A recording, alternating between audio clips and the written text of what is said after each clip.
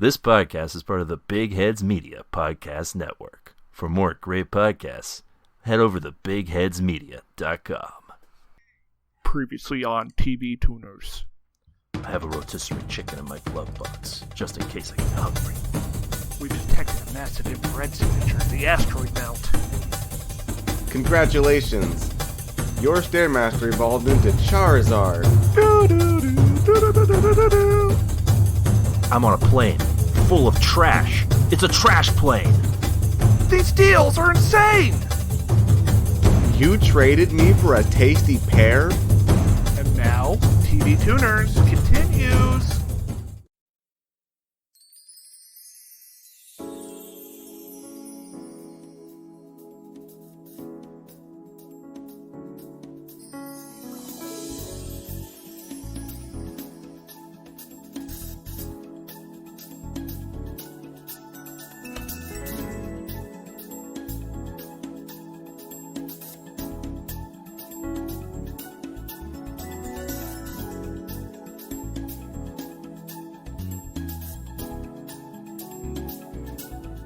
Hi there, folks. Welcome to TV Tuners. It's a television podcast for the true fanatics. It's a weekly dive in the latest of TV news and reviews.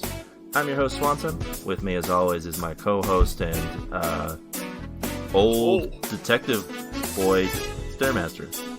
That's right, boyo. Yeah, sure. I guess that's what that guy was. I don't know what John Lithgow's role was in this episode, but I was scared. I didn't know who you were talking about because there's a lot of grumpy old men in this. Yeah. And with us, as always, is our other co-host and corrupt cop, Kyorain. Hey, what's up, guys? Ready to do some shady stuff downtown? I heard there's reports of black people in this neighborhood. Oh. Yeah, I heard they have skin black as onyx. The Pokemon. Yeah. Who is now notorious for his Steelix. onyx skin. Yes? Yes. Yep. Alright. Welcome to TV Tuners, where we talk about the latest and greatest in television. And hey, That's right. if you like what you're hearing so far, why not consider subscribing? What? That's right. We're available on all of the podcatchers of your choice. You're kidding. No, we're available on Apple Podcasts, Google, Stitcher, Spotify, and more. Sex.com. That's right. Go there to the actual to an actual website and find. You will not be disappointed. Yeah, you can find TV. You just gotta look for it. Put in the search bar TV Tuners, and you'll find what you're looking for. Sex.com. As always, of course, we have a Twitter page that you can follow for great TV content. Nothing else. And a link to our Discord in the bio. That's right. We have a I Discord page now because we're very popular. Love the idea that they bought up that domain because they knew people would be searching that exact phrase into their search bar. People are like, I want to see some sex. I'm going to go to sex.com. And it works. If it gets the job done. I would not for like $100 type in sex.com to my browser. I mean, the incognito is a thing for a reason. No, not even incognito. I'm worried about the viruses. What if you didn't know how to find pornography on the internet? That's where you'd start. You'd be like You'd be like Dean Norris and just type boob gifs onto Twitter. I think it's exclusively for like the over 50 crowd to find to get their fix in. Anyway, yeah, so they type in the URL bar sex.com and they're immediately satisfied. Yeah, and you can go to twitter.com, type in the URL TV Tuners, and you'll find us at TV Tuners on Twitter. And you'll find me retweeting Dean Norris, tweeting out sex gifs. GIFs? Yeah. GIFs. And you can use, and yeah, he did clarify that was the pronunciation he was using in that worded statement. Well, yeah. You think Dean Norris would say GIF? No, he would. I guess not. That's a guy who says GIF. Yeah. He's an established thespian. So what you're saying is he looks up sex gifs while he has like a mouthful of peanut butter in his mouth.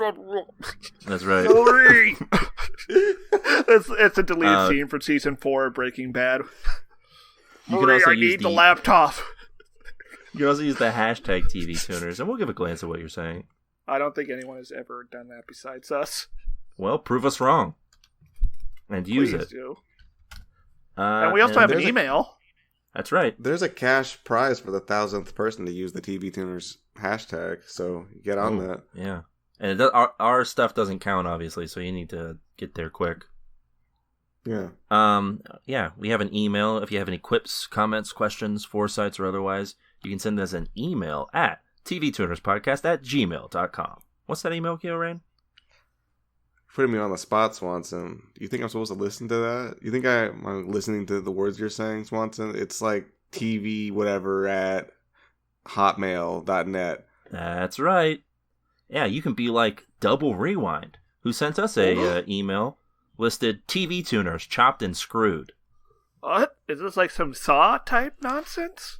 I don't know. Let's take a look in here. As we all know, of course, I never read the emails until we record. So live.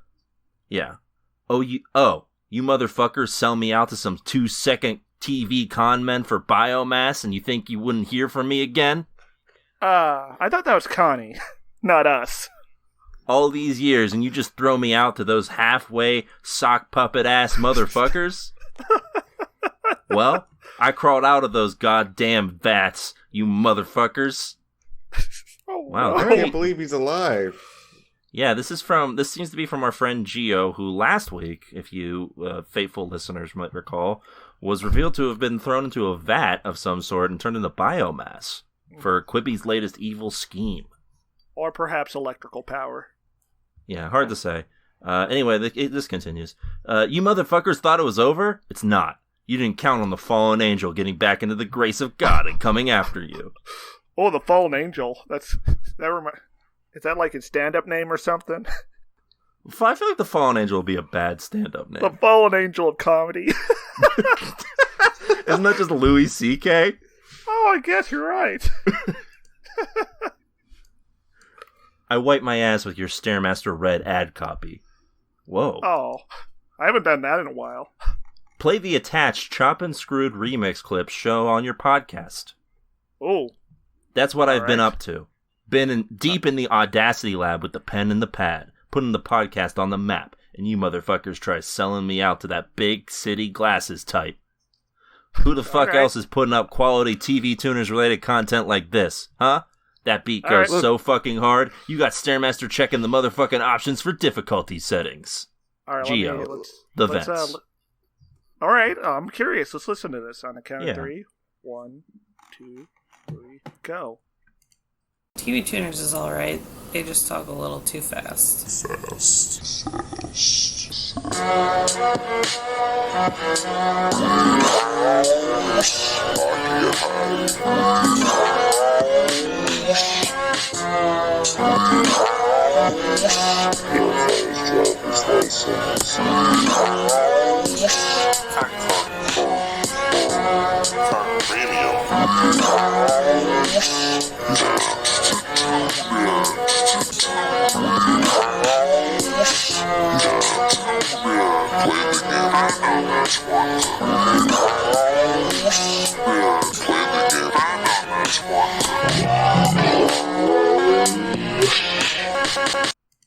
Wow. That slaps. Talk too fast? That slaps. Wow. Yeah. You know what? He wasn't lying. That's a good one. If this was slightly longer, we could use that as our intro music. Or outro. Yeah. That would have to be a lot longer to be our outro, I think. About like a minute plus is good. Yes. Like somewhere around a minute and a minute, like 20. Look, I just want to say thank you for making this, Gio. This is very powerful, and we're very sorry about what happened, but I don't think and I do want any to of us three had anything to do with that. Yes, that was all entirely Connie. Yeah, also, we should clarify, it was evil Quibi clone of Connie, not Connie themselves, so... Who we did murder and then cannibalize. Well, I think maybe we didn't object very much to the reveal that you died, so maybe that's why you're upset. But there's nothing we could do about it. At that point. We couldn't ruin the episode by by getting warning. upset that Gio's dead. I feel like we were like moments. I feel like you could hear it if you heard, listened in, hard I mean, enough. we were shocked. Yeah, everyone felt it. If you chopped and screwed our reactions, you'd hear them more. Oh man, a funeral screwed mix. Yeah. Anyway, yeah, thank Gio, you for our tears would not revive you, Gio. So yeah, we're not Ash Ketchum. We're not Pikachu. We're curious to hear how you revived yourself. So if you want to send us a follow-up email to that, yes. Great. Anyway, thank you for the email, Gio, and for that remix. It's very wonderful. And with that out of the way, it's time for our tweet of the week.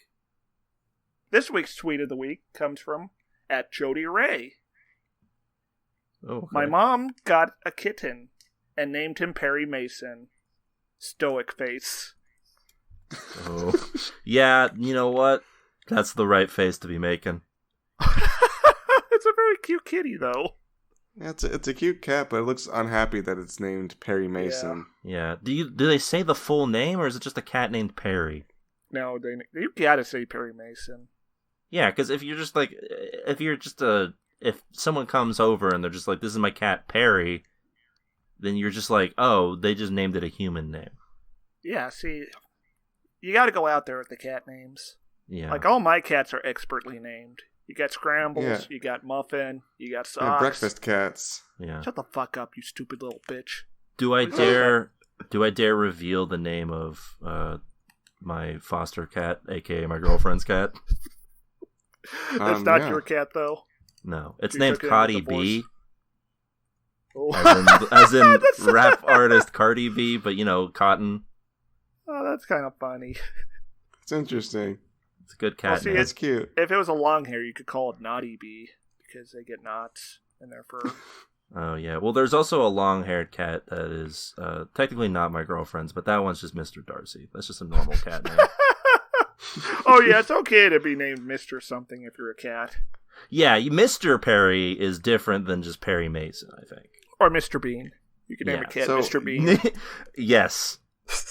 If I ever get my own cat, I'm naming it Mr. Bean. But the question I have for this tweet, which we're supposed to be discussing, is: did they name the cat after this new show we just watched, or like the old Perry Mason? Oh, It would have to be the old one, right?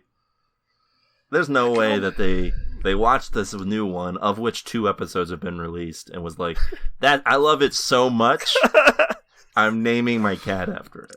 This cat sort of does look like the Perry Mason on the show we watched, facial expression wise. Yeah, down and out. Keo, do you want to just describe the cat?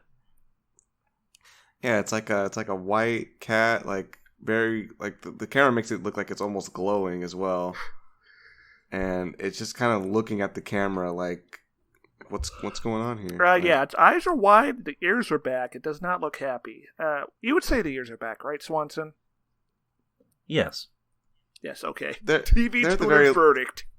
They're at the very least like perking up in curiosity. At the very least. Yeah, it's a very intrigued cat. Concerned, perhaps. Yes. I'm not sure about what, but probably about its name. Or maybe So- the 4th of July fireworks. So what's the verdict on this tweet? Are we tuning in on this? No, I have to tune out, unfortunately, because of the name. I'm gonna tune in because at least the indifferent like stoic face is showing like displeasure with the name. So I'm gonna tune in. I'm going to tune in because It's also a cute cat. because Keo asked me to get a tweet with Perry Mason content in it. Also from someone with less than 1,000 followers, and this was the best I could find. Anyway, that's the tweet of the week. Good job, Jody Ray. Oh, okay. With that out of the way, it's time for what you guys watched this week. Anything fun? Interesting? Oh, I watched a ton of stuff, Oh, okay, good. including Avengement, starring Scott Adkins, where he's a British guy in prison. But get this, he gets out and he wants to avenge. Mint. Yeah, and there's some fight. Yeah, and there's some fighting. Like, is he avenging him being in prison, or is he avenging like somebody who died before he went to prison or something? He's like avenging all the people that his brother's crime empire has wronged, and that he got arrested for perpetuating. Okay. Ooh. That's something, I guess. Okay. He's got a shotgun. Oh. Huh. All right. Is that a tune in? Yes, I gave it a 4.5. Get this. Here's my take. I'm gonna do a prison like revenge movie where the person gets out and then they take revenge on the prison system. Also, I watched Surviving the Game starring Ice-T. Okay, nothing on that. Oh, sorry, my brain. Say it again. Well, No, it's fine. does he like go into the court and say like, this court's out of order, and then he has a gun? Yeah. Oh, that would be a cool movie. But It'd no, be he like does. Falling Down, but with people who like actually deserve the treatment. Yeah. Oh no, there's some ACAB stuff in this. There's like when he gets arrested, there's this Irish cop who handcuffs him to a chair and tries to beat him up, and succeeds. Oh. And So he doesn't try, he beats him up. Yeah, and the parole officer, the parole board keeps extending his sentence because his brother hired people in prison to kill him, and that causes a bunch of fights. Dang. Oh, that's jaked up. Also, I watched Surviving the Game, starring Ice-T, And Rutger Gary Hauer. Busey, and Rutger Hauer, and F. Murray Abraham. What? Mm-hmm. Yeah, he was the other guy. He was the guy with the 30-year-old teenage son. Oh, He was trying to okay. make into a man. I've never actually watched this movie. I only remember it from an episode of another podcast that shall not be named. It's very interesting. You got Ice-T delivering like the performance of his career, far better than anything on Law and Order. Also, you got some very bad screenplay decisions that kind of just waste the cast we have here. Like, this is like one of the greatest action movie casts of all time.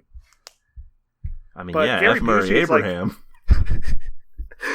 Well, it's the most interesting, that's for sure. But anyways, yeah, Gary Busey's the first guy to go in this film about Ice-T being hunted for human sport. What? Was he busy? Yeah, I guess. And he also delivers like the greatest monologue in his career as well. Like, they give him like a solid 7 minutes just to talk about his childhood to Ice-T. And then he dies right after. Yeah, it's like, yeah. Oh, okay. Rest in peace. Yeah, Anyways, you know, yeah, give it a try if you like 90s action movies. yeah. Yeah. Now, did Ice-T at all in this movie do like you're telling me? No. Oh, huh. You're telling me they're trying to hunt me for sport? No. That's a pretty calm reaction to being hunted. No, mostly it's like, gotta think. And then Yeah. he thought and he outplayed them all. Wow, so he survived the game. But then there was yes, he survived the game. Spoilers. Yeah. Yeah. It's a shocking spoiler. Also, his Sounds family is good. dead. Oh. Rest in And he's peace. troubled by it. Is that like Oh, you before hate to he see survives it. the game? Or like Yes, did that's they what- kill him as yes. part of the game? He starts off as a homeless man. Oh, okay. Yeah. Is that it? Yes. Alright. I watched the program this week. Okay. What did Perry Mason? I watched. No. Yeah, well, I watched Perry Mason like most of the first episode of Perry Mason. Mhm. Spoilers. I also watched the new episode of Fire Force that came out today. Oh, they released There like was- an OVA or a Yeah, new was there like season? a There's Fire a new Force season coming special? out. There's a new season Fire Force coming out. It came out. Good Oh, on them, I First guess. episode. Yeah. I'm That's glad good. people still care, but also how are they making it in the COVID world? They have people that go into a building and they animate it. Also, I imagine Japan's they, like like- reopened, Stairmaster. Oh. Well, we've also yeah, reopened it's- disastrously, so why would it? Because Japan... do we want to get into this? Japan took it No. seriously. I guess Japan took it seriously. So there's no I guess about it. They did pretty well compared. Whatever. Rest in peace, Stair has this idea of like America number one. COVID-19 is just like ravishing every country in the world, and Yeah, no when one in knows fact how to it's just the handle it. flu. And There's going to be like a massive like COVID apocalypse that we're still just kind of waiting for. to be fair, if you only pay attention to American news, then yeah, I guess that would be the case. Also, if one country was to experience a COVID apocalypse, it would be America. Well, Because of how neurotic we are. some of us. Anyhow, like this beginning of this new season is kind of like a breather from the end of the first season, which was like a bunch of fight scenes in a row, and then it just became lighthearted fun. So you're saying this is like a little slice of all the characters' lives? Yeah, and there's like a quick fight scene in the middle, and then back to more fun shenanigans. Oh. Do they go to the beach? No, they don't go to the beach. Like fight a fire on a beach. Yeah, beach fire. Well, I mean, the guy could spontaneously combust at the beach. Yeah. And they have to wear swimsuits for some reason because it's hot out. Yeah. Well, he combusts in the water, but he's too gear. big for the water to put out. Yeah, it only goes up to like his ankles because he's really big. He's a really big Yeah, guy. David Productions, if you're listening, hire me. Yeah, let's put me in charge of JoJo Part 6. to make like a non-canon Fire Force OVA. Yes. No, Fire Force, Stairmaster. of course, a previous episode of the show. Yes. I believe it was a tune-in. No. Wrong. It was almost a tune-in until I revealed there's a fan service character where Swanson immediately turned on it. Okay, so official TV tuners take Bleach is better than Fire Force. Yeah, I mean, yeah. So, 2020, baby. I don't know if Kyo agrees with that, but we'll find out. I feel like Kyo's far more likely to agree with that than you are. I mean, I've watched much more Bleach than Fire Force. I'll say that much because there's not much of Fire Force to watch. And stay tuned to the end, but you might be watching more of it. Oh, I'll just say that. What's this immense pressure? Huh? Don't worry about it, bud. But I got a good idea for podcast promotion from this episode of Fire Force, and that's we need to make a nude male TV tuners calendar. There's only 3 of us though, and there's 12 months. Yeah, is it going to be us or like popular TV characters reimagined? Sexy Norm. In which case, it's yeah. Okay, I'm googling nude Homer pics. Wish me luck. Like half of it's going to be Dylan McDermott, so. I was thinking it would be us, and then any male guests we've had on, and then like we'll fill in the rest of the month with like landscapes. What landscapes? They got to be relevant to the program, Kyo. Especially because you're going to have to find about like 8 landscapes. Like Collision Chaos? Is that one of the landscapes? I meant like real world landscapes. Like I don't know. Like if I was like one of those guys in Dubai, I'd try to make Collision Chaos a real place. Yeah, like you invest a couple billion into that. Yeah. I would make Wacky Workbench a real place before I made Collision Chaos a real place. I would make Collision Chaos a real place. Like there's like two landscapes. Oh yeah, there's just a weird giant cylinder in the sky at the top. I think that's supposed to be Earth. Yeah, that's like pretty hardcore. I want that. All right, well that's all that out of the way. So let's get on to the news, huh? Oh, that's right. I'm ready for the news. Last week we talked about how a host of white actors had been leaving roles for people of color. Specifically, Mike Henry leaving the role of Cleveland Brown. Well, there's now a black actor who's looking forward to taking on the role of Cleveland Brown. None other than The Wire's Bunk. Wendell Pierce himself has come forward to claim that he wants to play Cleveland Brown. Okay, well, I don't know what's more upsetting, finding out that Wendell Pierce is a fan of Cleveland Brown or Ben Carson. Wait, what? Don't you remember that back during the Republican primary? Wendell Pierce was tweeting about Ben Carson. Oh, I vaguely remember that. Ben It's upsetting Carson me. being a fan of like the token black character on Family Guy makes more sense to me than Wendell Pierce. Yeah. Like Ben Carson seems like the type of guy who would sit down, watch an episode of Family Guy, and just laugh the entire time. Oh, I don't think Ben Carson has ever seen an episode of Family Guy. I think it would scare him if he tried to watch it. I could see him watching it and like chuckling, giggling, just being like, "That's really funny." I could see Ben Carson sitting through the whole episode, and then at the end of it, he would just say, "Oh, that was very disturbing." I feel like I'm getting different impressions here. I feel like he would be like, guys, that was a really funny show. I really loved it. Thanks for that, guys. I think Trump makes Ben Carson watch it. No, I feel like Trump doesn't like it anymore. Remember they had that whole thing where Peter fights Donald Trump? Oh. It's not funny. Not good. The no talent people on Family Guy. Well, he'd be correct there. Well, listen, a broken clock and all that jazz. Yeah. So yeah, Wendell Pierce tweeted out, "Now that Mike Henry has consciously given up the role of Cleveland, I am publicly starting a campaign to voice the role myself on The Cleveland Show." So I don't know how familiar he is with Family Guy, because he did just call it The Cleveland Show, which has been canceled for quite some time. Oh God.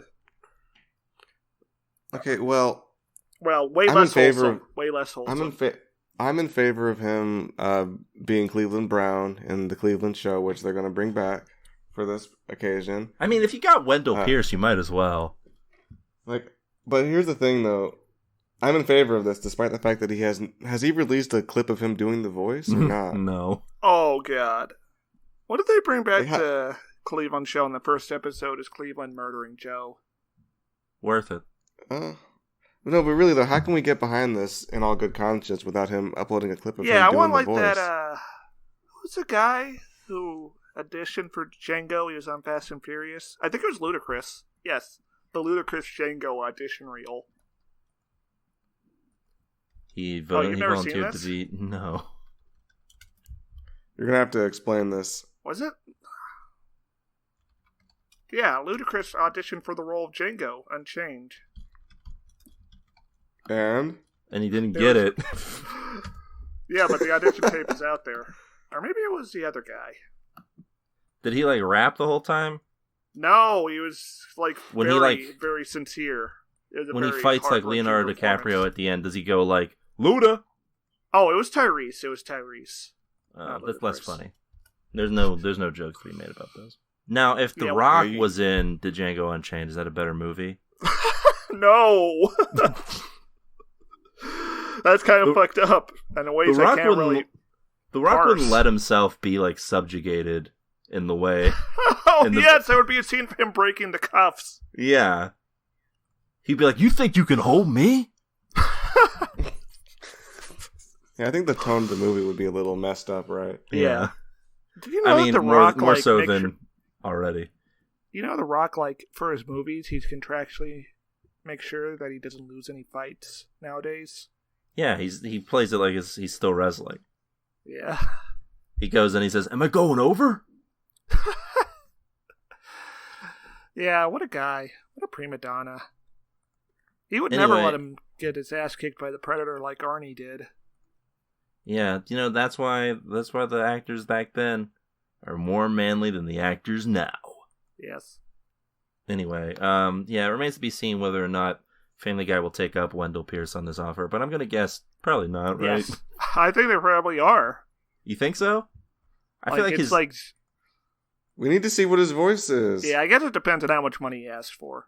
That's literally it. But that would be a lot of PR for little work on their part.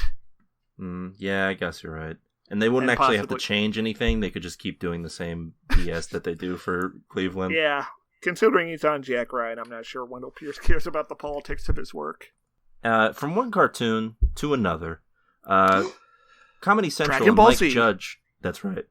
Comedy Central and Mike Judge are teaming up once again to bring back Beavis and Butthead. That's right. Mike Judge's least popular cartoon, or most popular. What am I talking about? Mike Judge's most popular cartoon is being brought back for a nation that is sorely in need of it. Is that right? We're sorely in need of this. Sorely. Get a load of this. Yeah, but they don't have music videos to watch anymore. Yeah, what are they gonna do? Well, so the show did get brought back on MTV for like a year. Oh. Back when we were back in 2011, I think. Oh, that's fucked up. The bygone days. I think they reviewed movies on that one sometimes, and they watched a lot of reality Oh, that's TV. dangerously close to us. Yeah, I don't want Beavis and Butthead coming into our territory, being like, "Show sucks." Perry Mason, more like Perry Dumb. Oh yeah, I guess they wouldn't say Perry Mason, or would they?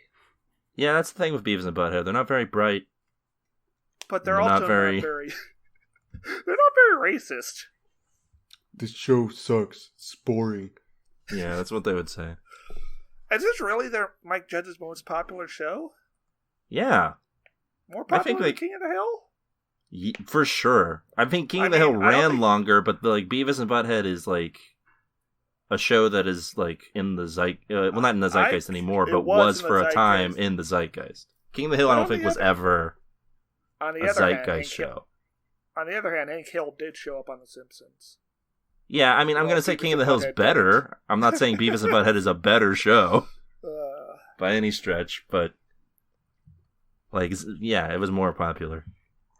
Yeah, so back in the halcyon days of the 90s, the Gen Xers were all for it, and everyone and their parents disliked the rebellious tone of Beavis and Butthead.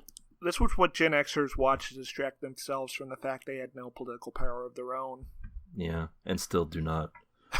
Yeah, because we're so much larger as a generation than them. Yes, and also because their parents were also larger as the generation. Yes, truly the lost generation, one might say. If that wasn't already a term for another one, yeah. But yeah, so it's getting picked up for 2 new seasons with the original creator at the helm.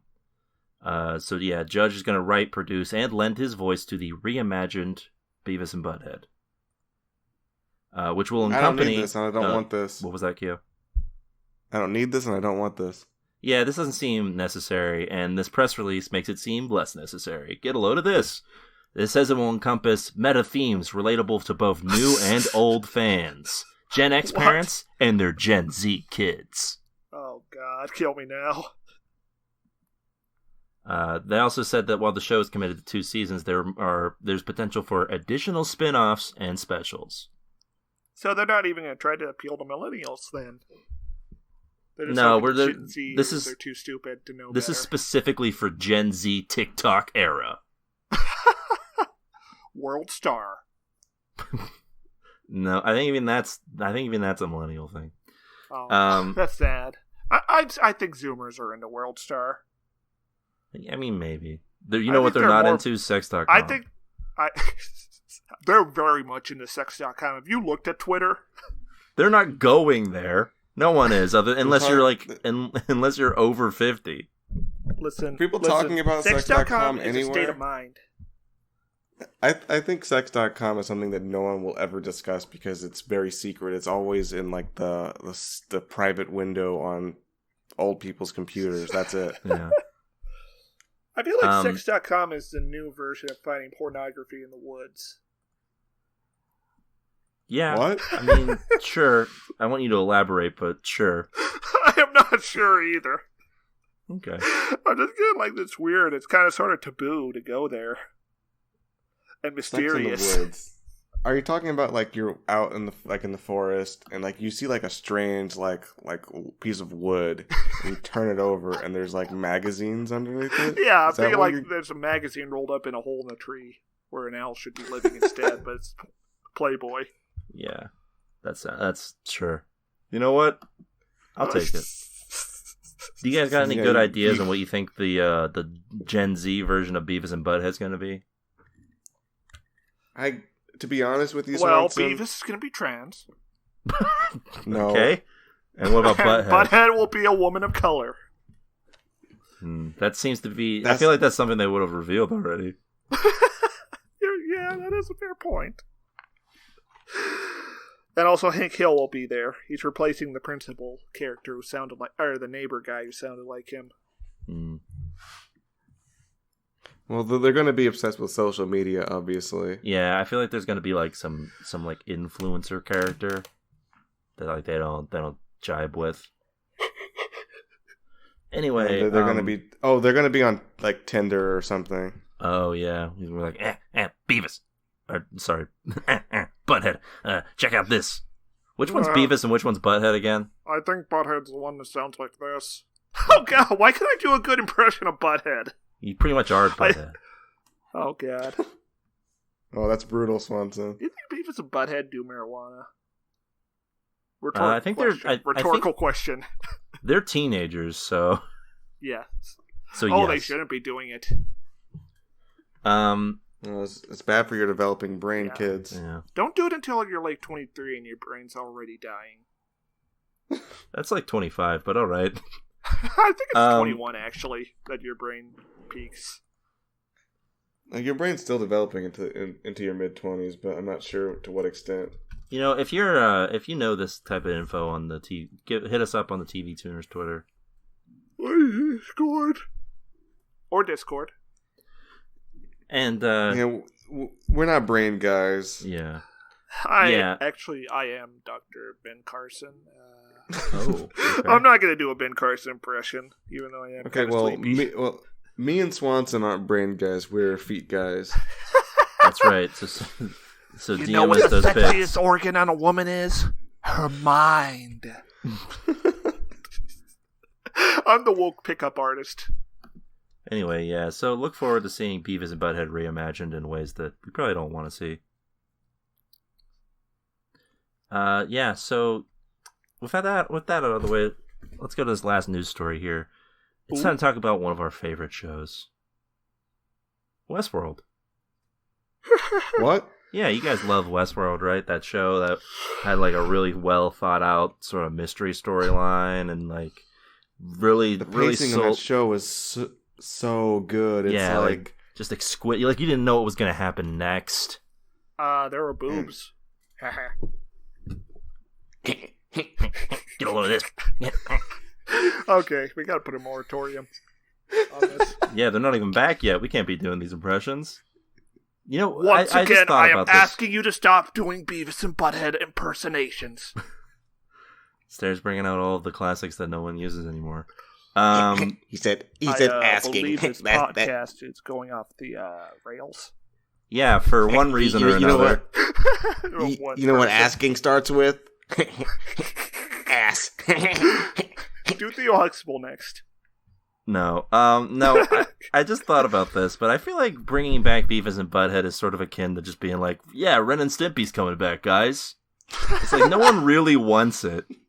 Yeah. And when they did bring it back, it was terrible. Yeah, like no one really wants it, and then that guy got revealed to be like a mega monster. Didn't he? No one wants it, and the people who think that they do probably are going to be disappointed. Yes.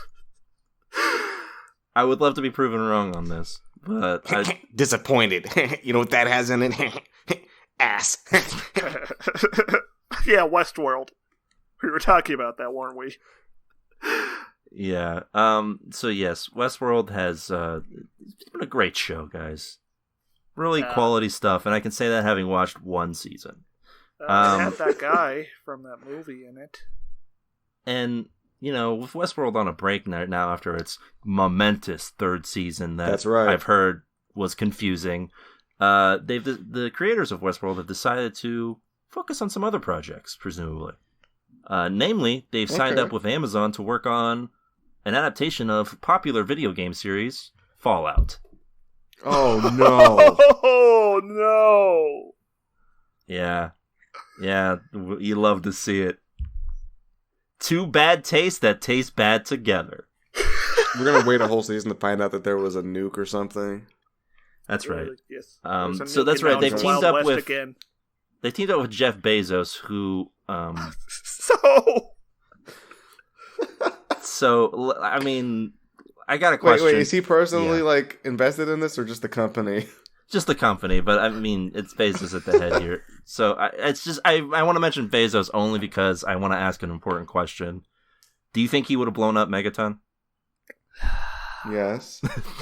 I think Jeff Bezos would unironically say Fallout 3 is his favorite of the series. I just love their idea of a moral dilemma in Fallout. Yeah. Is you choose between not blowing up the city for no reason and blowing up the city for no reason. Did they ever even reveal why the person wanted the city blown up? I think it was a competitor to his hotel. He's trying to charge exorbitant rents for. Huh. Yeah, Fallout 3 is not a very well thought out game. No. No. How do they eat? You should definitely play New Vegas instead. Yes. Or 2. Yeah. And if you want an even less thought out game, then play 4. But yeah. I gotta find the baby! I will take a hammer and fix the baby. The creators of Westworld, Lisa Joy and Jonathan Nolan, are planning on making the games, which are pretty light on plot when you think about it, into a adaptation that's probably going to be like a useless mystery type of deal, right? Yes. It's probably going to be like a... I assume it's going to be like a miscarriage of 3, New Vegas, and 4 somehow. Like there'll be some sort of gotcha like the chips, but also he's looking for his missing father. Now, you guys might be happy to know that they are working alongside Todd Howard on this. Todd! Joy and Nolan in their joint statement said, Fallout is one of the greatest game series of all time. Each chapter of this insanely imaginative story has cost us countless hours we could have spent with family and friends. So we're incredibly excited to partner with Todd Howard and the rest of the brilliant lunatics at Bethesda to bring this massive, subversive, and darkly funny universe to life with Amazon. Why do they have to get this? Do you think they're going to edit out the part of the backstory where America's the bad guy who causes the World War? Because they run out of oil. Yeah, that's probably going to just be thrown to the wayside, right? Yeah. There's going to be a twist where it was someone else. It was China. It was China, yeah. It was China's fault all along. Do you think they take apart from Fallout 76 and put in microtransactions? Into the show? Yeah, on the show. Like you get like a bad ending and then you have to like spend some money to like go back and get the good one. I'm thinking like there's ads and you have to pay to get rid of them. Well, that just sounds like normal future, like bad future stuff. I'm envisioning some kind of deeply flawed multiplayer system for a TV show. Oh, maybe you can like pay for different actors. Oh yeah, yeah. Maybe it's like a choose your own adventure thing where you get to make the big moral quandaries of randomly blowing up something, or. Okay, well, what if they film the show twice, but there's with a different outfit that you can unlock? You know what was another fun moral quandary in the third game? Was when you could decide whether or not you were just going to help a child. The game just like brought you this child and then was just like, do you help him or do you just like, nah? Fallout 3 would just place random beggars and you could give them water to get your karma up so people would stop hating you. Yeah. It's a moral dilemma. Like, also, yeah. You have to choose between you having water and someone else having water. It's really hard. Did you see the end of Fallout 3?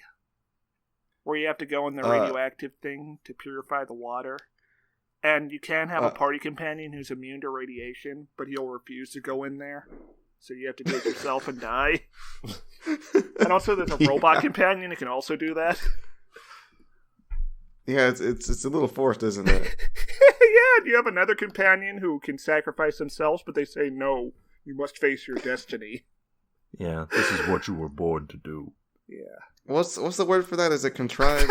That's one way. It's horseshit. Fuck Fallout 3 and fuck anyone that says that game's good. Yeah. Well, I'm sure the show will be quality I just love entertainment. What with the? There's a guy who's immune to it. He's like, no, you, you must. And then in the Let's go do DLC, this. you just wake up. And you're fine. Shut up. Yeah. Shut up. And you have to go to Boston where they re-legalized slavery. And you Shut can up, choose whether to Stairmaster. abolish it or continue it. Stop. No, that's true. Stop. Bethesda.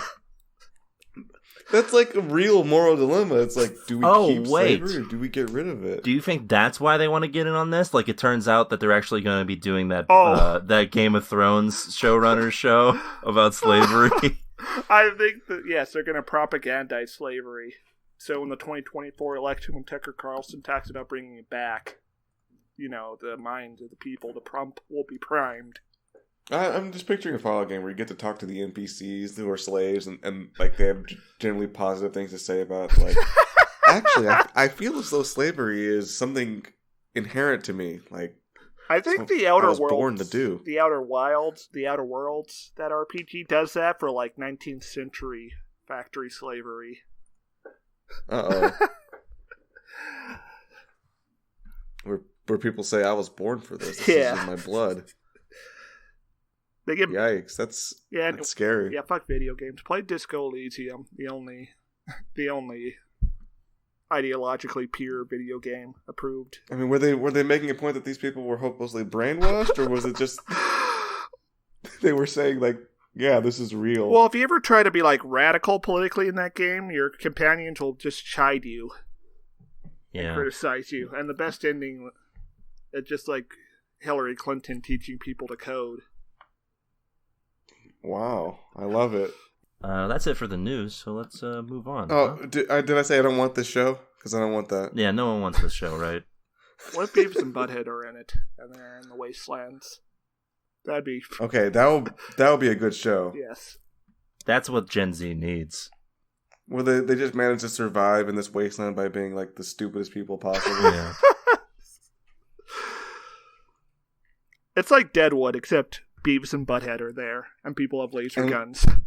And like I'm just picturing them being faced with a moral quandary, like Beavis and Butthead are like next to like Nuketown or whatever, Megaton. Yeah, but like they Yeah, would press it anyway. They wouldn't know what the moral quandary was. Oh, even yeah, after they it was would press it. explained. They would press the button themselves directly. They wouldn't Yeah, like. they'd be like, "Yeah, give me the button. Well, Yeah, press it." I picture there's like a guy explaining it to them. It's like people in this town worship this missile, and they're like, what? And Butthead's like, What is- what looks is like this a guy?" penis. I Press it. This would be funny. I want this show. Yeah, tune into that show. Yeah, you know what? If you're listening and you're on the team for this Fallout show, just Or start you have- slowly pitching the idea of Beavis and Butthead joining. Or you have artistic talent. You can post fan art on our Discord of Beavis and Butthead. Yeah, very much appreciated. Like of Beavis and Butthead just doing whatever. You know what? They can do or draw whatever you want of Beavis and Butthead. I'm not gonna censor people. Beavis and Butthead in power armor. Beavis and Butthead having sex with each other. Okay, is it worse if they're having sex with each other or if they're having sex with like a third person? Definitely the latter. Yeah. Yeah, like it's one thing if like the two of them decide that it's like only them. But to add a third party, yeah, it's no good. Okay, what about Beavis and Butthead having sex with Lois from Family Guy? okay. We're not gonna do the job of the web ads guys, all right? while Peter Griffin looks on in horror. Okay. Remember that time? Hey Lois, remember that time I got cucked by Beavis and Butthead? Okay, shut up. You're gonna give the Family Guy writers actual ideas.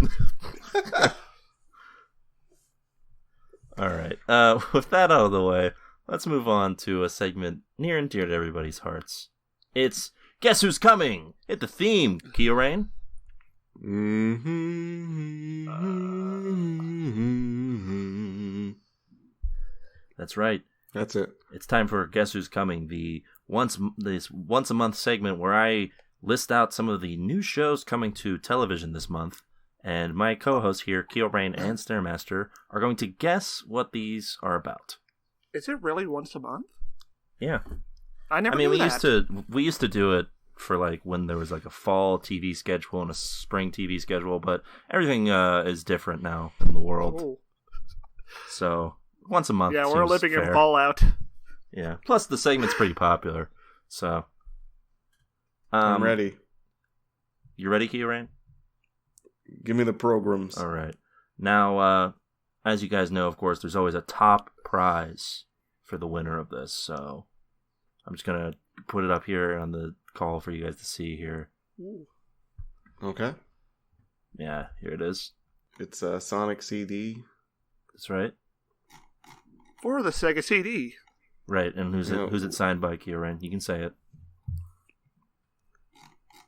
Wow! Sega? That's right. It's Michael signed Jackson! It's signed by Sega and Michael Jackson. Holy shit, that thing would be worth millions. It is. Here's and you can choose to do whatever you want with it when you get it. Well, why are you wasting it on this game show and not just selling it, Swanson? What do you mean? The stakes are high in this. Okay, you're right. How dare you besmirch? How dare you besmirch it? This is a big deal, and I'm really motivated to win this. Yeah. And if I start losing, I'm going to kill Stair. Oh. All right. Well, I we might as better well update my will so Kia doesn't get all my stuff anymore. Yeah, I would cock my gun, but my soundboard's not working. Yeah. Well, we're recording at home, so we can't, have the gun cocked up to our microphone. That would sound bad. That's right. So we better start then. Yeah. So let's start with this CBS program, Tough as Nails. Ooh. Okay, I just want before we this guess. Is about... Oh, okay. Oh, go ahead, Stair. What about a show called Tough as Niles? That's a spinoff of Frasier. And it's just Niles trying to get tough, trying to be buff and strong. I guess the guy is like a rival to Niles, and maybe they're at the gym together. I think there's an episode of Frasier that has like a rival Niles. Okay, all right. Okay, Kyo, all right, so Tough as Nails is a sitcom about... Does CBS even do sitcoms? I don't even know. Yeah. They remember The Neighborhood? Okay. All right, good. It's a sitcom about a dad who's tough as nails, and he's tough on his kids, but he's also got a heart of gold. And he gets into wacky hijinks, and it's really, like, generic. All right, I think this is a sitcom about a single dad who runs a hardware store. Oh. And is a bit of a handyman to boot. Okay. And he's got to raise his 3 kids. I'm thinking, like, 2 of them are girls. And one of them is a son, who's like the Theo of the group. It's always getting into trouble. Well, one of them is very small and precocious. And one of them is, like, just interested in books or something gay like that. Okay, so your strategy here is to take mine, but make it much more specific. Well, let's see if it paid off. Tough as Nails is a competition series that celebrates everyday Americans who roll up their sleeves and don't think twice about working long, hard hours. Fuck this ad copy. And getting their hands dirty in order to keep their country running. If you love them so much, why don't you support Medicare for All with your television money? Competitors who consider the calluses on their hands a badge of honor will be tested for their strength, endurance, life skills, and most importantly, mental toughness. Wow, this sounds like some weird neoliberal version of gladiator sports. This sounds garbage, and I already hate it. Anyway, I honestly don't know who could be closer, so you know what? Make a case, both of you. Well, Stair added a whole bunch of extra details to it that were completely useless. Incorrect. But working at a hardware store does sound like it'd be tough if you owned one, running a hardware store and having. Well, I vaguely described the dad's mental fortitude in raising his children strictly. There are no kids on this program. None at all. Yeah, 0 kids. So who's gonna make a case to me for why they should win? I just said Kia should win. Yeah, Stair forfeited his point. He doesn't want the grand prize that badly, apparently. Oh, okay. Well, maybe. All right, Keo gets the point. Okay. All right, next up we have ABC with United We Fall. Okay. Uh-oh. This is a sequel to the film United 93 about the World Trade Centers this time. It's a 6-hour miniseries. How's it a sequel? Okay, I guess Don't it's they sort of all like die? Yeah, I guess this would not be a sequel since the World Trade Center fell before the end of that film. So I guess this is like a prequel to United 93, set in the World Trade Center. It's a 6-hour miniseries. So it's like a It's 24 like type deal? That's like an ensemble cast. Like, you got like an office worker stuck in the World Trade Center. You got a firefighter, a sexy firefighter. Maybe it's Steve Buscemi playing himself. The tone of this program sounds a bit off to me. Yeah, Steve Buscemi's not really who I would describe as a sexy firefighter. Okay. Well, no, I was just thinking he was at 9/11 as a firefighter, not a perpetrator. Oh, but he is so he's playing himself. Yes, But he's not the 9/11. sexy firefighter. No. Okay. That's your show, Stair? Yeah, maybe Dick Cheney's in it. Who knows? Okay. Like as himself? Like he's in it? Yes, yeah. No. Someone's playing Dick Cheney. Oh, okay. There's like, yeah, shots of the Situation Room. Dick Cheney's like, how is the operation going? Oh, so it's sort of a loose change. It's a historically, yeah, we're focused on historical accuracy in this miniseries. Okay. And you said this was on ABC, right? That's right. Yeah. Yeah, Stair, your program does not sound like an ABC program. Yeah, this Just is more saying. like an NBC. Now, Keo, I do have a question. Stair can answer this too. ABC, that's like the least definable in terms of like the networks, right? In terms of like tone and stuff. I feel like it's Right. the most family friendly.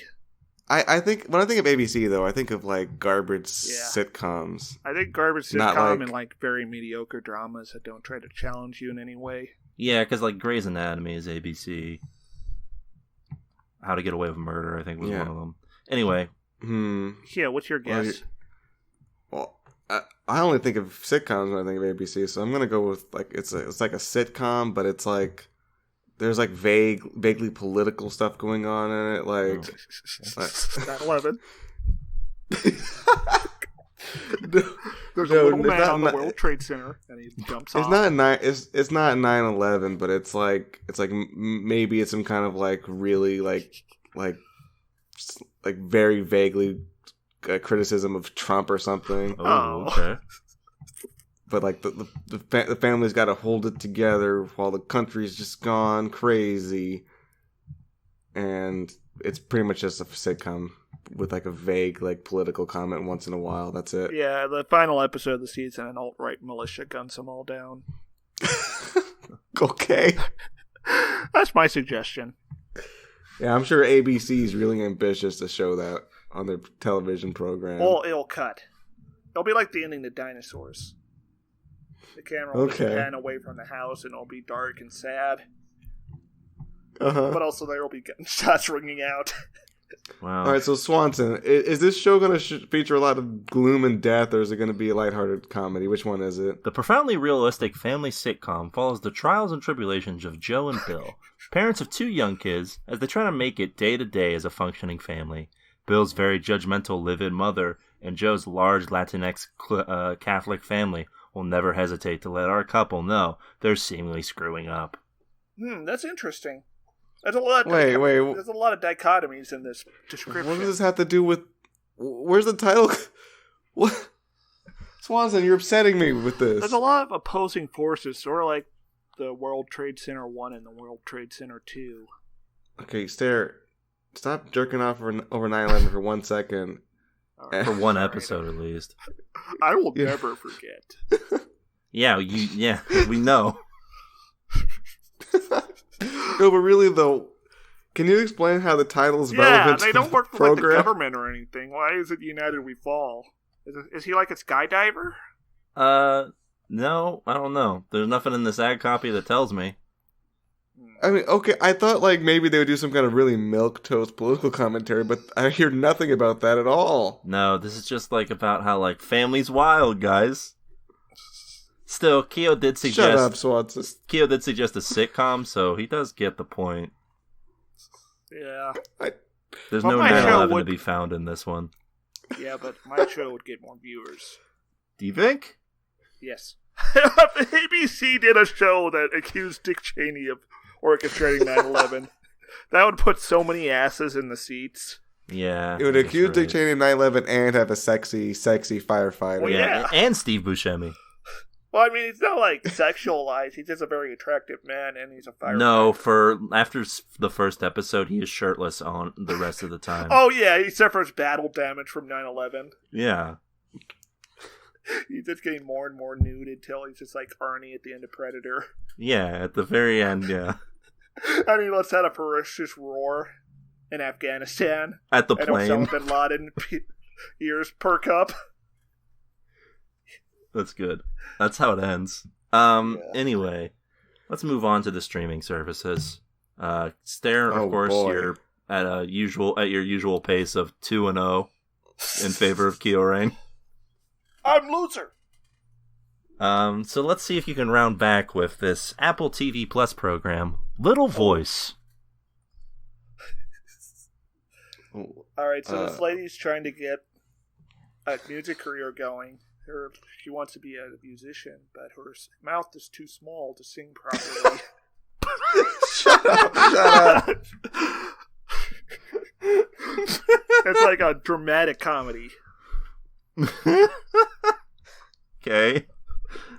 Keo? Yeah. That's it? Yeah. When Stare's back is against the wall, he decides to give less 150%. detailed answers, but more batshit ones. I'm the joke, baby. All right, Keo. What do you got? Little Voice. Why am I only able to think of a podcast? Like A it's like podcast about a pod. for height challenged people. Oh god, I'm gonna be canceled for that one. And I deserve it. So there's a person who really wants to make a podcast, but they're unable to articulate themselves properly, and they're unable to have a voice in the world. So they have a little voice and a little podcast. Oh, what do they sound like? Can you do an impression? Oh, hey guys. Welcome to my podcast. I don't have any friends on here to talk with Oh. on my podcast. It sounds like sounds like Popular LP or Rusty Spoons. Rest in peace. But I think we should talk about there's this coronavirus going on. That's pretty crazy, guys. Oh, maybe he's got a fucked up voice from the coronavirus. Maybe that's why it's little. Yeah. Okay. Maybe. That could be a plot point. All right. So Yeah, that's pretty dramatic. Yeah, is that a plot point or sort of like character detail? I guess like the premise, like a hook. All right. Little Voice No, follows episode 3, he gets coronavirus and it damages his voice. Oh, okay. That's the last Or bit shrinks of it. your prediction there. No, that's just speculation after my I can't believe premise, you which didn't was... say there was a little man. I was gonna say there was a little man. But I little- threw you off guard with my suggestion. Yeah, it's a little man with a little podcast. Okay. How confident you feel about this one, Keo? About there being a little man with a little podcast. I wish we could have like a Mr. Conductor type figure guest on our podcast. It's a tiny, tiny man. All right. Little Voice follows Bess King, a uniquely talented performer struggling to fulfill her dreams while navigating rejection, love, and complicated family issues. Featuring Yes! original music by Grammy and Tony Award nominee Sarah Bareilles. Yes! Stare gets the point. Why does Derek get the point? What do you mean, why do you About get a the point? musician trying to get There's her nothing- dreams. There's nothing about there being a little man. Yeah, and they don't say what the size of her mouth is. That's true. I'm looking at the... But you said she was a singer. She is singing. What? It's a uniquely talented performer featuring music. Oh, maybe she's uniquely talented because she has a small mouth. Oh yeah, and people are like, "What's that mouth not do?" All right, so I guess they're God. I didn't really hear music in that, but fine. Well, I didn't hear "Little Man" in literally... it either, Kyorain. Swanson literally said Grammy-winning performing artist are featured. That doesn't mean anything. That means there's music involved, son. Let's head to Netflix next, Fine. where we've got this this next one. Stare, you could tie it here. Ooh. This next one is called Stateless. Ooh, this is it's like that movie, The Terminal. This guy was in a country, but the country ceased to exist, and now he's stuck because he doesn't have citizenship in any country. Oh, okay. And it's 10 episodes, when the plot could really just be settled in like 3. Really hedging your bets on that one, yeah. Well, that part's gonna be true regardless. Yeah, probably. So you said this was on Netflix, and it's called Stateless. That's right. All right, so there's a normal-sized man. Ooh, okay. Not little man. He's a normal-sized man. What's his mouth do? Hold on, let me write this down. Yeah, what's the size of his mouth? He got a normal mouth. Okay, normal mouth. He's got like He can suck normally. I don't think he does much sucking. Like, he does a lot of probably not blowing. much sucking. He's probably soft spoken though. Like he uses his mouth like only when he needs to. To talk. So he's sort of like a talk. piccolo. He knows what his Yeah. mouth do and knows not to use it for ill-gotten gain.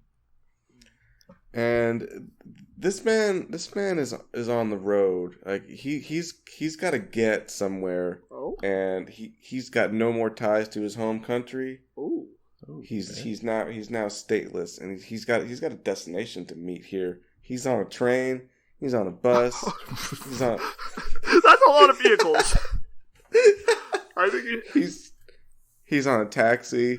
he's on a taxi like Mario in the Mario Odyssey. Yeah, he's just sort of on top of it. He's like Spider-Man when he needs a ride real quick and his web shooters don't work. Yeah, he's got a real place to get to, but the world is harsh and cruel. It's not going to let him. Oh, Wow. so we got very similar shows, but Kia's got more of like a around the world aspect to it. Yeah, Kyo's show Like the sounds personal like it would drama. be. Yeah, your show sounds like it would be like a Bill Murray in like Lost in Translation thing, only without the creepy relationship subtext. And it feels like Kyo's would be like there'd be like some like alt comic who would be the lead in this one, like a Louis Scott CK. Aukerman or like a Paul F. Tompkins or something. Or Random, the Angel from Hell. Yes. Anyway, Stateless is a powerful and timely series about four strangers whose lives collide at an immigration detention center in the middle of the I think of Australian more than desert. one person. An airline hostess on the run from a dangerous cult, an Afghan refugee and his family fleeing persecution, a young father escaping a dead-end job, and a bureaucrat running out of time. Yes. Okay, well, Yes.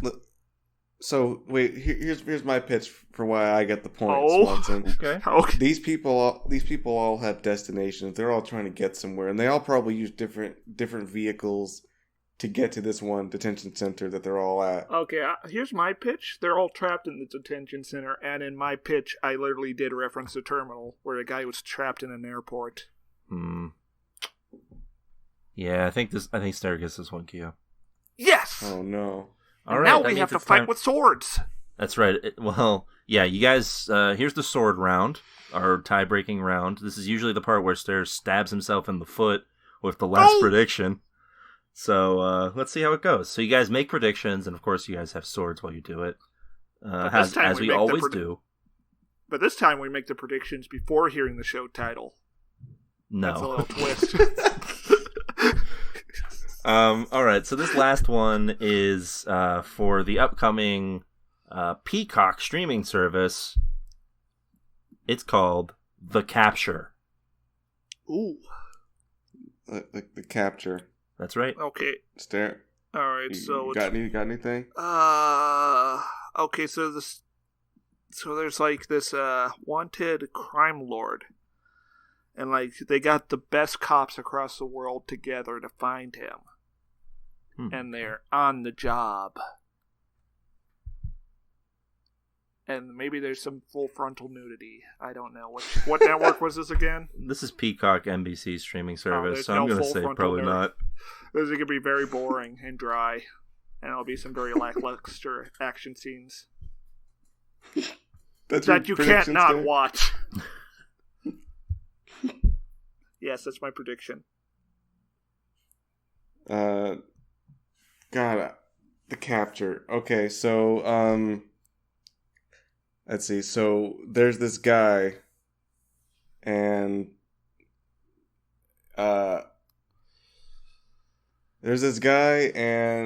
he's like doing some shady stuff downtown. Like he's going around like picking stuff up, putting stuff down, going around. He sounds like the protagonist from Shenmue. Yeah, that's pretty much it. That's what Kia's going for, I think. And they catch him. Like he gets caught. Uh-oh. That's what he didn't want to happen. Lundy. He gets in big trouble for his behavior, and so he's caught. But they have to figure out how to like actually put him in the jail, and it's so they don't put him under the jail. They can't fit him in the jail cell because he's too physically large. Oh, okay. Twist. Yeah, he's very big, and he picked a lot of things up, put a lot of things down, and he's a real tricky one. So Kia, I'm taking a guess here that the capture was a real vague title for you. Oh, I'm gonna be so pissed if this is about photography. When soldier Sean Emery's conviction for a murder in Afghanistan is overturned due to flawed video evidence, he returns to life as a free man with his young daughter. But when damning CCTV footage from a night out in London comes to light, Sean's life takes a shocking turn, and he must soon fight for his freedom once again. Wait, what? Okay, so also... I'm not done. Detective Inspector Rachel Carey is drafted to investigate Sean's case, but she quickly learns that the truth can sometimes be a matter of perspective. Okay, so all soldiers are criminals. Especially if you're in Afghanistan. Yeah, but this one actually got convicted. And then got overturned. Okay, so they got cops from one part of the world, London.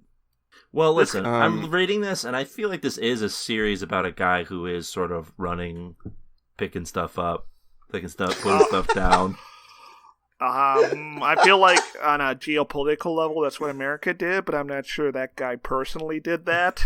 Well, it feels like that's what he's doing in this, because he has to fight for his life, his freedom. He's going around picking stuff up, putting stuff down. Fight for his freedom. That's what the guy's doing in mine. Okay, but I did say he got captured. He got captured, and now they're trying to put him in the jail. Yeah, that sound like they're trying to put him in the jail. He is arrested, but he's not convicted yet, it sounds like. Well, he was convicted. Yeah, but he got acquitted, and this time it's a different court thing. Okay, I don't know what it is, but he got captured, and they're trying to put him in jail. How big is this guy, Swanson? They don't. The promo image only shows the detective lady. It doesn't show the guy.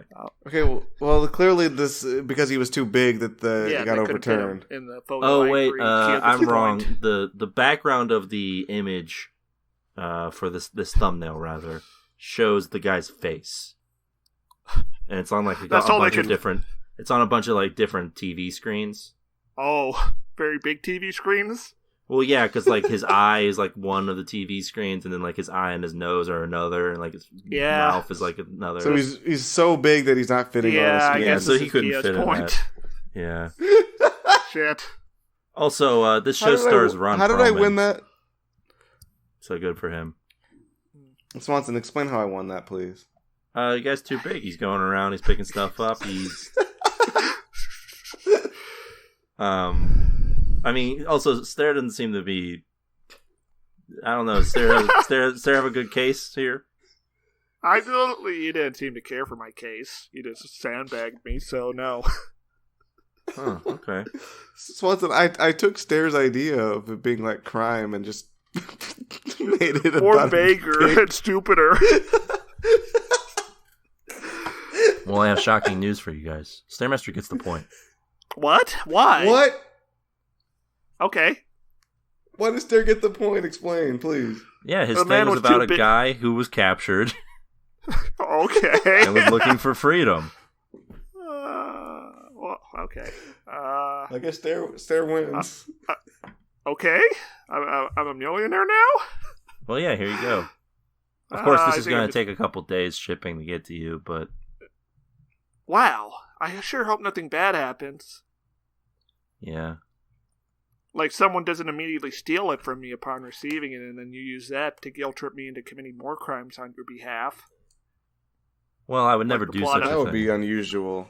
Like the plot of the Scott Adkins film Avengement. No, I would never do that for you. I definitely don't have a guy who's waiting in your town to steal this off the delivery truck. Alright, sounds great. That's a relief. Yeah.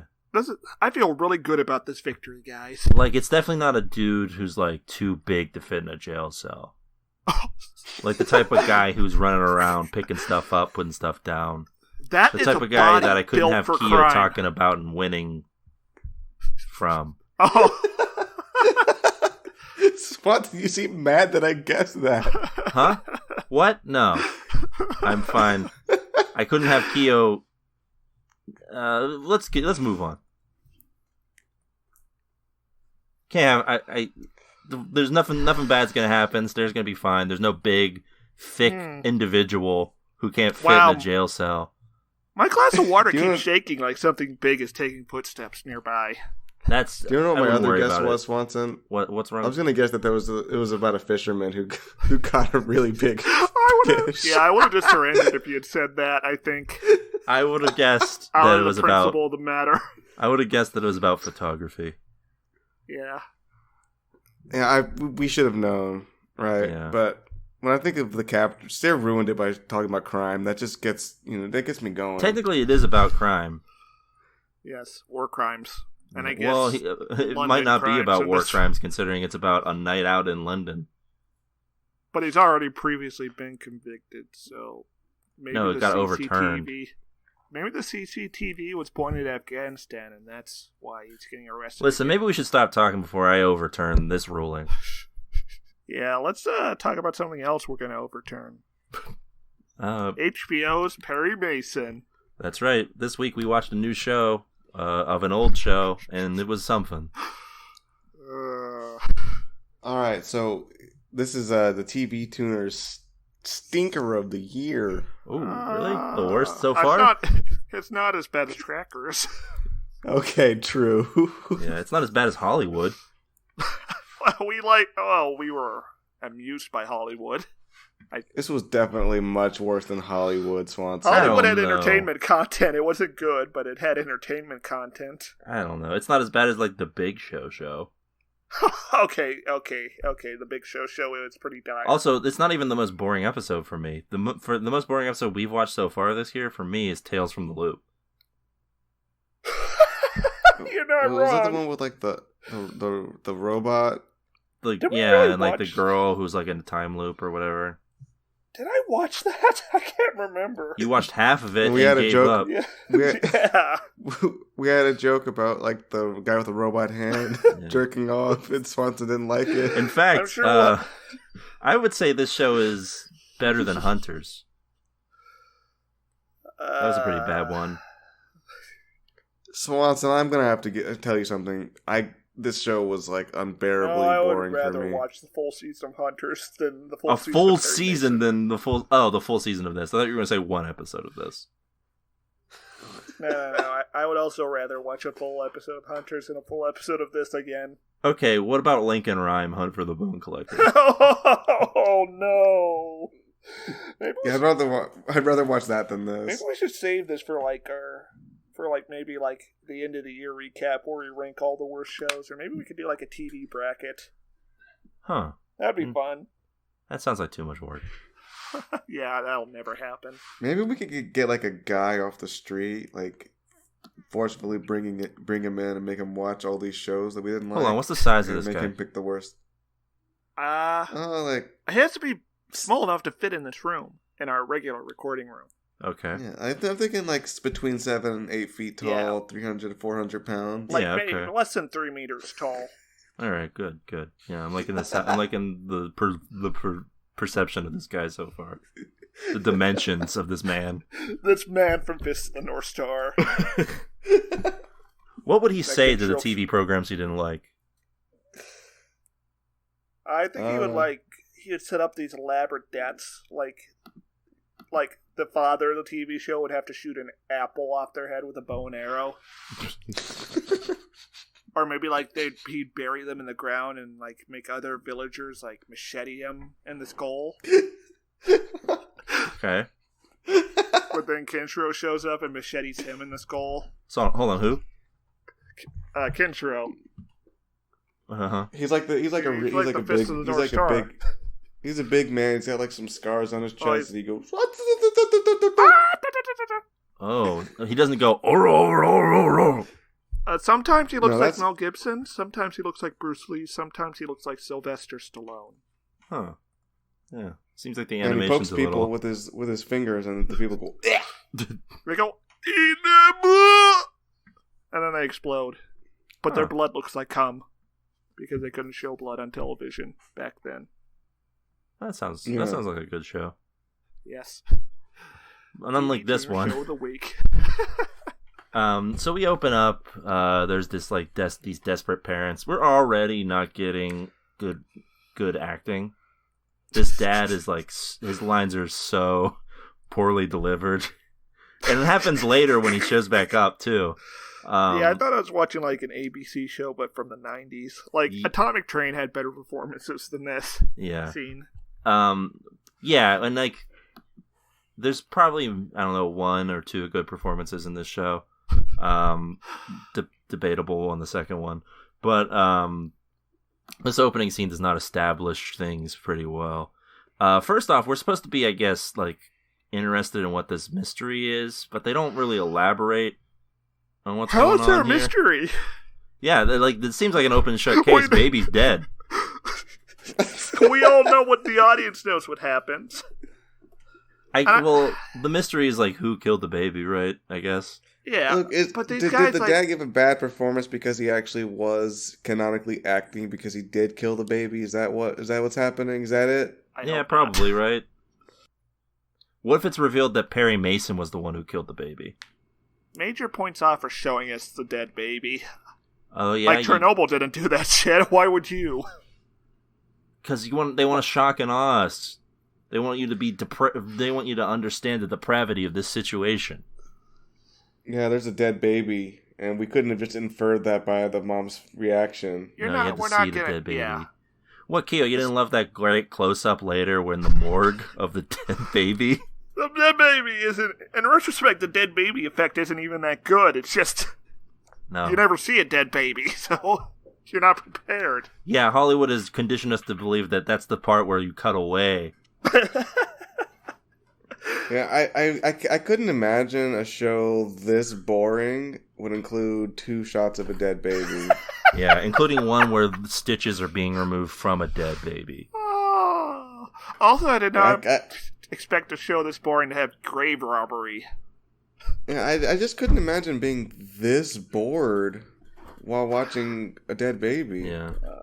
I expected more, you know. Instead, what we get is like playing a particularly boring game of LA Noire.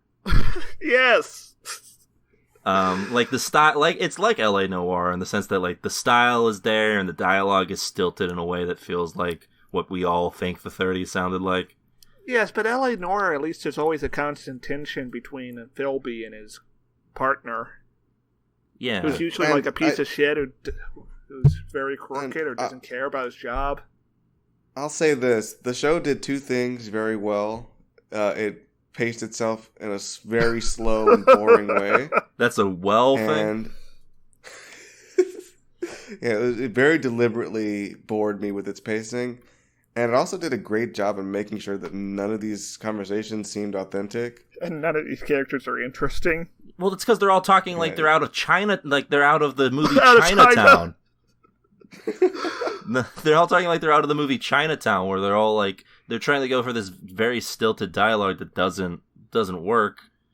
Like it feels like it's going for yeah. Did none of the script writers watch Band of Brothers? Like, well, they talk normally back this then. show's not going for band. This show's not going for Band of Brothers. It's going for like a noir type of deal. You can still have kind of down to earth dialogue in a noir show. Yeah, I would argue the best noirs do that. Yeah. Like the aforementioned Chinatown by a person who no one should, by a director that no one should enjoy. Bill Cosby. That's right. Hey, Theo, but really, what happens in Chinatown stays in Chinatown. Hey, the water rights here. Open it up. Why are we? But we really have to emphasize how terrible the dialogue is in this show. It's the least authentic dialogue I've really seen in a program trying to be serious. Yeah, it's like, and I feel like I understand. So maybe you guys will also get this when I reveal this to you, but I think I understand why they're trying to make this dialogue like flashy. The original idea for this show was that it was going to be written and executive produced by the creator of True Detective, a show that's known for its like flashy style and directing style and dialogue. But the writer of True Detective left to go do the third season, previous episode of the show. Probably a better use of his time. I mean, it was definitely a tune in, so yeah, better use of his time. But yeah, so instead these new writers came on and I guess tried to like ape the style and didn't really do a great job. They somehow did a bit worse writing job than the Game of Thrones guys. Yeah, like I don't. And I don't know. The actors didn't have much to work with here, but the delivery was also just dreary and uninspired. Oh yeah, there's nothing good to look at in the show either. The lighting. Yeah, even when we get to like the little snowball at the end of this episode, which should be like a big set piece. Yeah, there's zero contrast in any of the shots. Yeah. Like, it should be a big, bright spectacle. And instead, it's you're just... You're like out in California, you could give us some bright oranges of all the brushland or whatever the hell is out there. No, everything happens at dusk or at nighttime. Yeah. No daylight. There's even a scene with fireworks, and that's boring. Yeah. And so going through the story here, what little actually happens in this first episode. Yeah, we open up on Perry Mason following the fat guy from Monty Python. That's right. And he finds out that this guy loves ladies. In the 1930s, it was illegal for men to eat pussy, especially with whipped topping. I think the whipped topping is fine. I think the problem is that he's also fat while doing this. Yeah. Like if he was just like a normal. Okay, but if he wasn't. I have a serious question. I can't believe I was bored. I can't believe I was bored with this scene. Like really bored. Yeah. Yeah. Oh yeah, you can see your boobs and everything. It's boring. Yeah. Oh, but we do get to see that dick dong. That's what I was gonna say. You check out the hog on this guy. Yeah, like I saw it. It's but almost I'm still as big bored. as his gut. That's the thing. That's the thing I was shocked by. This guy's packing. Yeah. No wonder everyone wants a piece. But instead, he chooses to use his mouth. What a king! Yeah, that is king shit. Listen, fellas, we could all learn. Yeah, this is a big dick fella of the week. Real big dick fella of the week. TV tutors, big dick. Who also has a yeah. So anyway, we get the. So they get the photos. He's arrested for conungelious crimes. Conungelious, yes, that's right. That's how you say that. Hold on one second. Spoken like a true expert in the matter, Stairmaster. But yeah, so we get this. He's not even arrested. He's not even trying to get the guy arrested. I think he's just blackmailing him, right? Like, he's just blackmailing I- the executives to try and get them to, like, give him money. Oh, I have no idea. I thought he was doing some kind of PI thing where he was finding him cheating or something. No, yeah, I feel like because the whole scene with him and, like, the head honcho guy later at the Snowball is, like, he's trying to extort money out of them because he's going to reveal that their, like, starlets are, like, having affairs. Having and sex. Yeah. Well, Which it's is- illegal for women to have sex back then. It was the 1930s, so that's not far off from the truth. So, like, this is so far off from Perry Mason, the character in both a ton of novels, movies, and, of course, a very popular TV show from, like, the 40s and 50s to the 60s, and a little bit of the 80s. You said he was like a staunch defender of those who are wrongly accused of crimes, right? That's what. Right, yeah. So, And no one is wrongfully accused of a crime in this episode, as far as I can tell. As far as I can tell, this guy doesn't seem to have any lawyer experience at all. Perry Mason is a defense attorney in the original novels and show, who never, like, really does anything illegal, but is always, like, never aligned with the cops. Mm-hmm. So, you know, like, Because ACAB. sort of a moral authority in terms of, like, how to actually proceed in legal proceedings. And why couldn't they make a show about that again? Yeah, that would I think we actually talked be about the that perfect last time. This would be the perfect historical moment. Yeah, it would be like a great that time to character do an actual Perry Mason reboot, and not just a different IP and, like, masquerading around in the skin of Perry Mason. Male anti-hero prestige drama number 69. Yeah. But only this time the number 69 is not nice, and actually nothing fun happens. Yeah. So yeah, I just don't get why this guy's the protagonist, other than because it's a noir. So, like, like, down on his luck, like, shitty detective, because he's not good at his job. Yeah.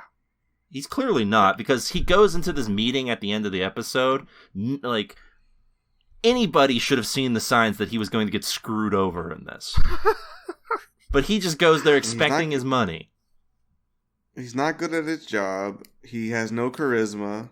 He's not morally upstanding. Why? He yells at he harasses his ex-wife over the phone across the country while drunk on New Year's Eve. Yeah. And we also see him taking clothes from the morgue at a certain point in this episode. Yes, he's a grave robber. The most sympathetic thing we see him do this episode is look slightly disturbed at seeing a dead baby. Yeah. We've all been there, fellas. Yeah, who among us, hasn't? Oh my god, this is like a live action adaptation of Lost JPEG. Oh yeah? The gritty reboot. The gritty reboot of Lost.jpg. 10 episodes. Yeah. But yeah. For all 4 panels, it's a Netflix model of pacing. They also do this thing, which I really hate in, like, reboots, even ones that aren't trying to be a reboot of something that doesn't happen in any of the other established IP, which is that they, like, do teases to the characters' like origins or like their like what they're most known for. That happens twice in this episode because first he's in like a courtroom, but he's on the stand. Whoa! Ooh. Get a load of that. What a twist, guys. And I love this part because this part is literally just backstory via trial. Oh yeah, and it's like not even good trial because even someone with the most cursory knowledge of the court system would know this doesn't stand. Yeah, like this guy can't just add exhibits about his military discharge to the case of why he can't buy his father's house. Also, he's a veteran of World War I. It's not like that's the good war. Yeah. Yeah, but didn't we think it was the good war by this time? No, everyone was like, oh, that was horrible. That's why they call it the Lost Generation, Swanson. What a trash war. Yeah. You know Still what? Bad is. war. Get this, guys. Hold on, get a load of this. No war's good. What? Yeah. That's right. I was gonna say most wars are trash, but a couple are like okay. Yeah, what ones? Like, you know, I mean, The Russian I can get Civil behind- War. The American Civil War. Well, no, the bad guys started that one. Yeah, but it was still necessary. I guess the bad guys also started the Russian Civil War, so... Yeah, World War II. Yeah. When you think about it, the bad guys start most of the wars. Yes. Yeah, I'm just saying, like, if someone said I'm a World War II veteran because I wanted to go kill Nazis, I'd be like, oh yeah, good job. Based. Yeah. Yeah. Yeah. If someone said I was a Russian Civil War veteran because I wanted to go communist, you'd be like, yeah! Yeah. But yeah, that turned out great, guys. Yeah, and if someone holds a Confederate flag, you just, punch them in the face. Yeah. Anyway, so yeah, we get like a little bit of his backstory. We find out that he's like widowed, or not widowed. Lives on a farm. Divorced. Yeah, he lives on a farm. He's divorced and like has a child that isn't talked to. Also, the farm is in the middle of an airport, staffed entirely by Latinos. Yeah, like what? Did you guys love this representation here? This Latino character who exists to have sex with Perry Mason and then say "Poppy" a couple times. Oh, this fucking sex scene. This is what it would look like if I had sex. Perry Mason literally ragdolls while she's humping him. Yeah, it's like it's like he got killed in GTA. Yeah, she's just pushing the physics objects around while being humped. Yeah, he got owned. Like he just got thrown. Yeah, he literally gets fucked between the mattress and the wall. He did not achieve sexual satisfaction from that. It's like he's like Golgo 13, except he doesn't nut, as far as I can tell. I mean, maybe he did it. It was just unceremoniously, like it was a non-event. Yeah, it's not like do do do do do do do do. Yes. And I don't know, like this guy. So yeah, like that character exists for that purpose, and then I guess she shows up at the end for some reason. I literally don't know what the purpose of her showing up again was. I don't know what the purpose of anything in this show was. Yeah, to make money somehow. So, about 20 to 30 minutes into this program, we finally get like the mystery angle that he like gets roped into, where he gets summoned by John Lithgow and Robert Patrick to investigate the kidnapping of a child. Yeah, looking for a boy, John Connor. Have you seen him? That's right. Yeah, this boy who we saw, die in the beginning of the episode. And I guess immediately, like, or at least a little bit later, Perry's like, isn't it weird that like there's like a huge ransom on this case for like a grocery store owner's kid? And everyone's like, what are you talking about? I don't see what's the problem. Because I guess it's a little strange. Yeah, like I guess that's back then they didn't teach math. Yeah, I guess that's true. Also, it's the 1930s, so $100,000 is literally like $1 million. Yeah, you could buy an aircraft carrier with that amount of money, probably. Yeah, most likely. And so, like, he does some investigating in this matter. There's like some corrupt cops who are like, "What do you know, Mr. Mason?" And they also kill some guys later. And the only modicum of action that we get in this.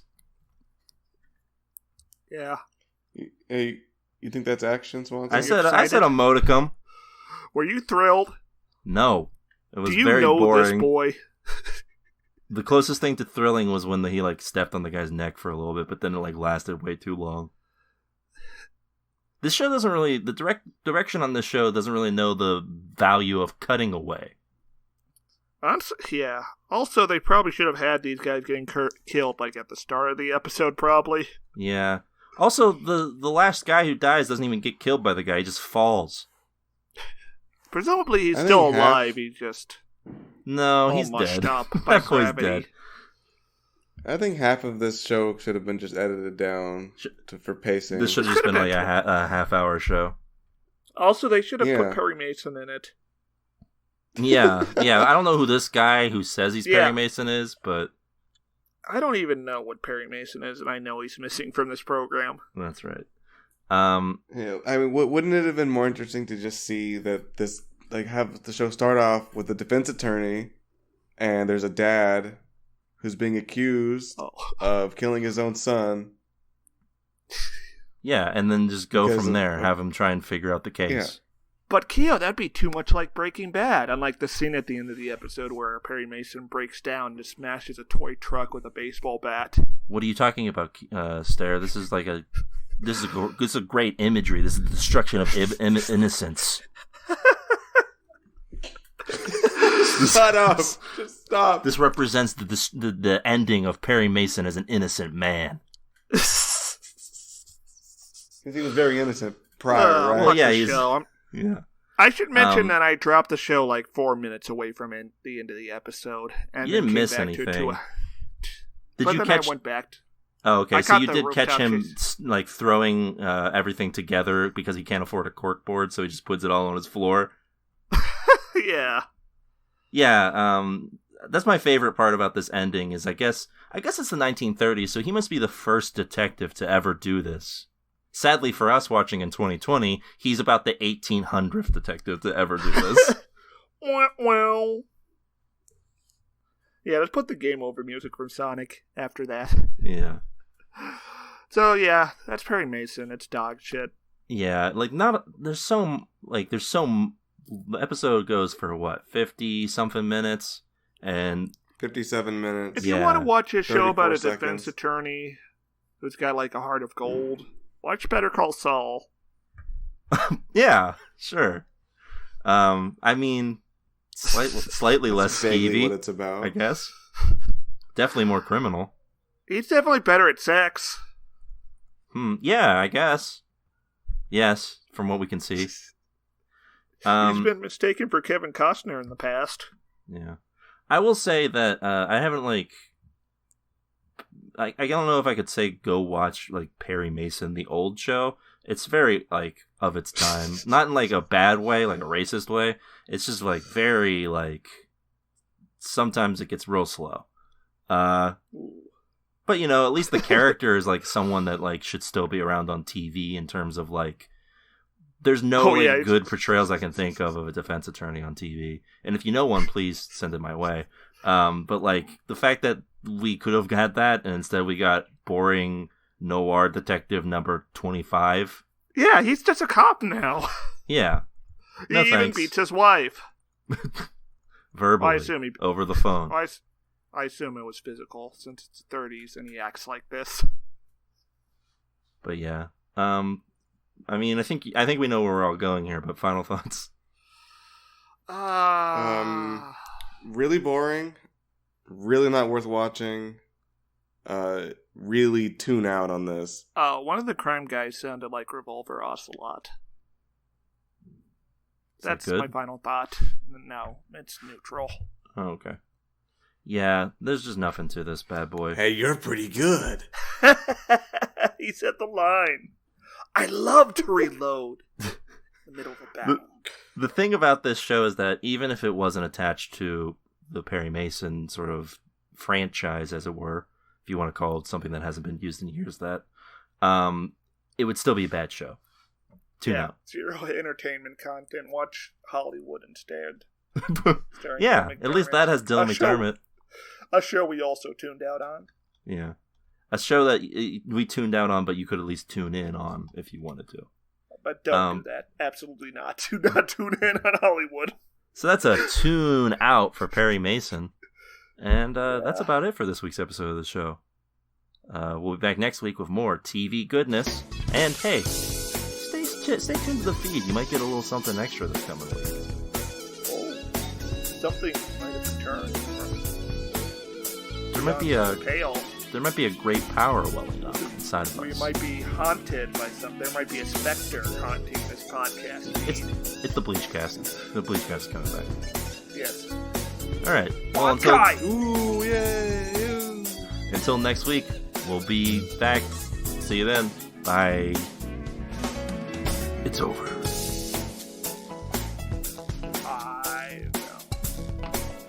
Hey folks, it's time for the TV Tuners Fact of the Week.